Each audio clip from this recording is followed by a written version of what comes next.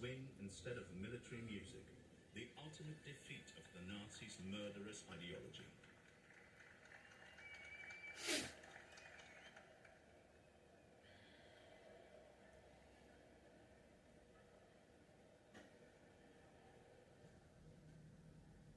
On April the 27th, 1945, a camera team with Special Film Project 186 accompanied a reconnaissance unit on a trip through Franconia. The soldiers were looking for a suitable site for a new airfield for the US Air Force.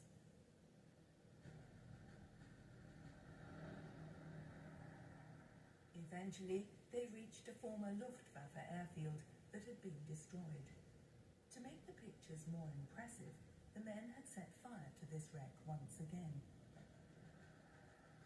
There was also little left of the hangar.